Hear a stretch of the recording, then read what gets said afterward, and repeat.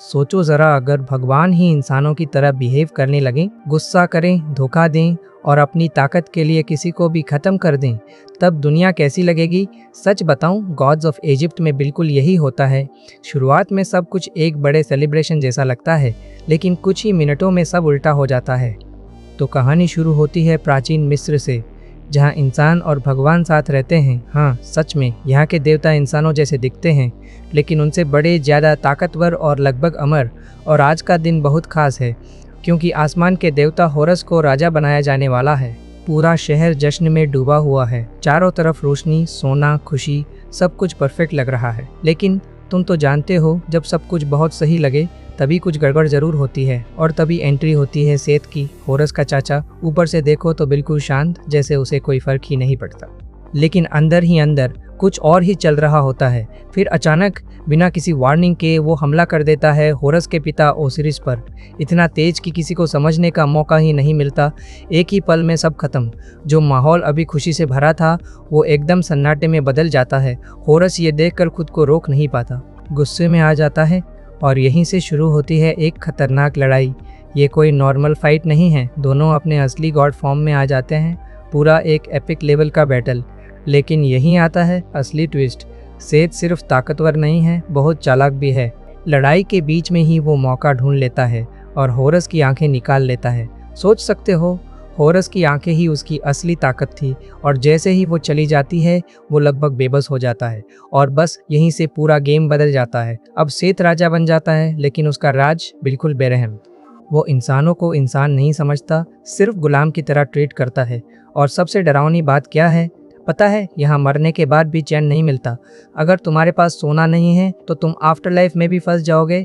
अब एंट्री होती है बेग की, एक बिल्कुल आम इंसान, कोई हीरो नहीं, बस एक चोर, लेकिन दिल का साफ।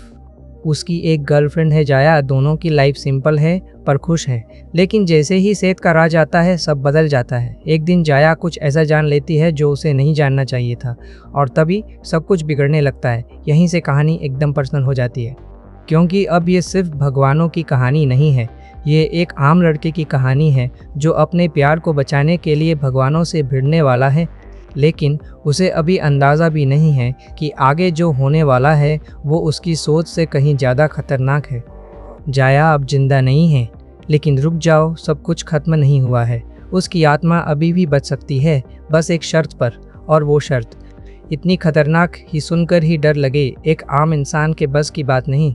अब बेग को देखो, उसके पास खोने के लिए कुछ बचा ही नहीं है। और सच बोलूं, जब इंसान के पास खोने को कुछ नहीं होता, वही सबसे खतरनाक बन जाता है। वो डिसाइड करता है सीधा सेत के खजाने में घुसेगा और वहाँ से होरस की आंख चुराएगा। सोच सकते हो, एक आम चोर भगवान के महल में चोरी करने जा रहा है। ये तो सीधा सीधा सुसाइड मिशन है। लेकिन बेग रुकने वालों में से नहीं है। रात का टाइम, चारों तरफ सन्नाटा और सेत का मंदिर, फुल सिक्योरिटी, हर जगह गार्ड्स, खतरनाक ट्रैप्स और ऐसी मशीनें जो एक छोटी सी गलती पर तुम्हारा काम तमाम कर दें। बेग धीरे धीरे अंदर घुसता है, हर कदम सोच समझ कर रखता है, सांस तक कंट्रोल में। और फिर अचानक उसे दिखती है वो चीज़, होरस की आंख। एक चमकती हुई दिव्य आंख जो एक मैकेनिकल सिस्टम के अंदर लॉक है। अब असली खेल शुरू होता है। बेग को वो आंख निकालनी है बिना सिस्टम को एक्टिव किए, वरना पूरा मंदिर अलर्ट हो जाएगा। वो अपना पूरा दिमाग लगाता है, धीरे धीरे उस सिस्टम को समझता है, हर मूव सोच समझ कर करता है। और जैसे ही वो आंख निकालता है, धड़ाम, पूरा सिस्टम एक्टिवेट हो जाता है। अलार्म बजने लगता है, गार्ड्स उसकी तरफ दौड़ पड़ते हैं। और अब उसके पास सिर्फ एक ही ऑप्शन है, भागो। एकदम फिल्मी स्टाइल में वो दौड़ता है, कूदता है, जालों से बचता है, दिल की धड़कन तेज, हर सेकंड खतरा। लेकिन किसी तरह वो आंख लेकर बाहर निकल ही जाता है। पर रुको, ये बस शुरुआत थी। अब बेग सीधा जाता है होरस के पास, जो अब अकेला है, टूटा हुआ है और कमज़ोर। पहले तो होरस उसे सीरियसली नहीं लेता, सोचता है एक इंसान, उस पर भरोसा। लेकिन जैसे ही बेग उसे उसकी आंख देता है, सब बदल जाता है। होरस अपनी आंख वापस लगाता है और थोड़ी ताकत वापस आ जाती है, लेकिन पूरी नहीं, क्योंकि उसके पास अभी सिर्फ एक ही आंख है। अब बेग साफ साफ डील रखता है, मैं तुम्हारी मदद करूंगा, तुम मेरी जाया को वापस लाओ। होरस पहले मना करता है, क्योंकि उसे इंसानों से कोई मतलब नहीं। लेकिन अंदर से वो जानता है अकेले वो सेत को नहीं हरा सकता। और यहीं से शुरू होती है एक अजीब सी पार्टनरशिप, एक भगवान और एक इंसान।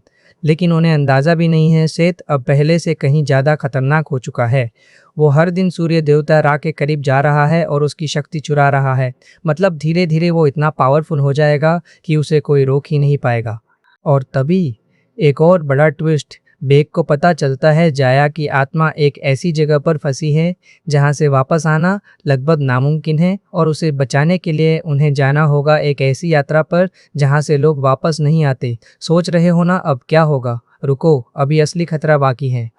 क्योंकि सेत को अब पता चल चुका है कि कोई उसकी सबसे कीमती चीज़ चुरा चुका है और अब वो खुद शिकार पर निकलने वाला है। तो भाई, अब कहानी उस पॉइंट पर आ गई है जहां हर फैसला सीधा जिंदगी और मौत के बीच लाइन खींच देता है। होरस और बेक अब साथ हैं, लेकिन सच बोलूं, ये कोई पावरफुल हीरो टीम नहीं है।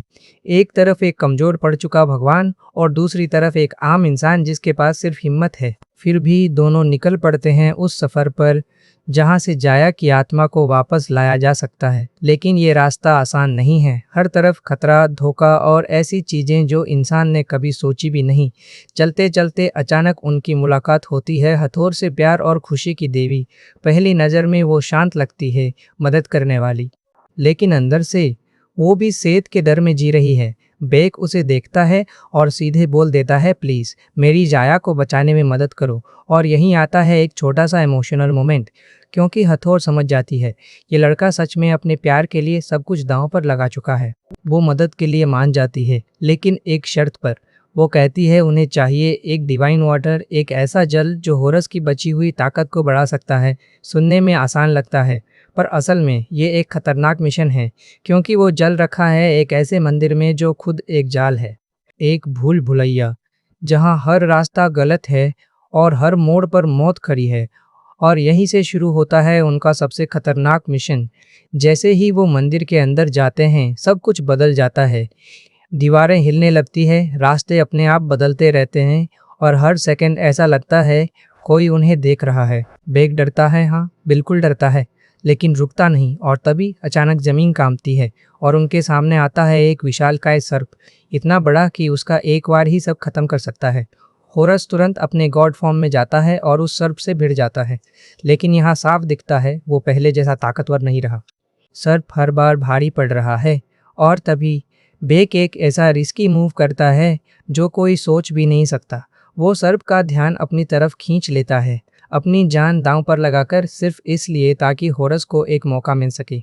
कुछ सेकंड के लिए सब कुछ जैसे स्लो मोशन में चला जाता है, दिल की धड़कन तेज, हर पल खतरा, और फिर होरस अपनी पूरी ताकत लगाता है और एक ही जोरदार वार में उस सर्प को खत्म कर देता है। दोनों बच जाते हैं, लेकिन रुको, ये जीत उतनी बड़ी नहीं है जितनी दिख रही है, क्योंकि उसी वक्त बेक को एहसास होता है जाया का समय खत्म हो रहा है। उसकी आत्मा धीरे धीरे मिट रही है और अगर अब कुछ नहीं किया तो वो हमेशा के लिए खो जाएगी। अब सोचो, सबसे बड़ा सवाल क्या है? होरस के पास मौका है अपनी पूरी ताकत वापस पाने का, लेकिन अगर वो ऐसा करता है तो जाया को बचाने का समय खत्म हो सकता है। मतलब एक तरफ पावर, दूसरी तरफ एक इंसान की ज़िंदगी। अब फैसला लेना है और यहीं पर होरस को एक ऐसा डिसीजन लेना पड़ता है जो सब कुछ बदल सकता है। लेकिन अभी असली शौक बाकी है, क्योंकि ठीक उसी पल सेद उनसे एक कदम आगे निकल चुका होता है और जो वो करने वाला है वो पूरी दुनिया को अंधेरे में डुबो सकता है। तो भाई, अब कहानी आ पहुंची है अपने आखिरी मोड़ पर, जहां से वापस जाने का कोई रास्ता नहीं बचा। सेत अब वो पुराना वाला सेत नहीं रहा। धीरे धीरे राह की शक्ति खींचते खींचते वो लगभग अजेय बन चुका है। सच बोलूं, अब उसे रोकना नामुमकिन सा लग रहा है। और इधर होरस और बेक के पास टाइम बहुत कम है। दांव पर सिर्फ जाया की जिंदगी नहीं, पूरी दुनिया लगी हुई है। और तभी होरस एक ऐसा फैसला लेता है जो सब कुछ बदल देता है। वो अपनी पूरी ताकत वापस पाने के बजाय पहले जाया को बचाने का सोचता है, लेकिन कभी कभी किस्मत साथ नहीं देती। जाया अब इस दुनिया में नहीं रही। भाई, ये वो पल है जहाँ सब कुछ जैसे रुक जाता है। बेक पूरी तरह टूट जाता है। जिसके लिए वो भगवानों से टकरा गया वो ही अब उसके साथ नहीं है। लेकिन यहीं पर कुछ बदलता है। होरस को समझ आता है कि असली ताकत सिर्फ पावर में नहीं होती, बल्कि त्याग में होती है, इंसानियत में होती है। और यही रियलाइजेशन उसे पूरी तरह बदल देता है। अब वो सिर्फ अपनी ताकत के लिए नहीं, पूरी दुनिया के लिए लड़ने वाला है। और फिर शुरू होती है आखिरी लड़ाई। आसमान में तूफान, चारों तरफ आग और दो सबसे ताकतवर देवताओं के बीच सीधी टक्कर। सेत अपने फुल पावर में है, हर वार जानलेवा, हर हमला भारी। लेकिन होरस अब पीछे हटने वाला नहीं है। अब वो नई सोच के साथ लड़ रहा है, पूरे जज्बे के साथ। लड़ाई इतनी खतरनाक हो जाती है कि पूरा आसमान कांप उठता है। और फिर अचानक होरस को एक मौका मिलता है, बस एक बार, जो सब कुछ खत्म कर सकता है। और इस बार वो मौका हाथ से जाने नहीं देता। एक जोरदार हमला और सेत हार जाता है। उसका अंत हो जाता है और उसके साथ ही अंधेरा भी खत्म। रोशनी वापस आ जाती है, दुनिया फिर से सांस ले पाती है। होरस अब नया राजा बनता है, लेकिन इस बार वो पहले जैसा नहीं है। अब वो इंसानों को समझता है, उनकी कीमत जानता है। और फिर वो बेग के लिए कुछ ऐसा करता है जो कोई सोच भी नहीं सकता था।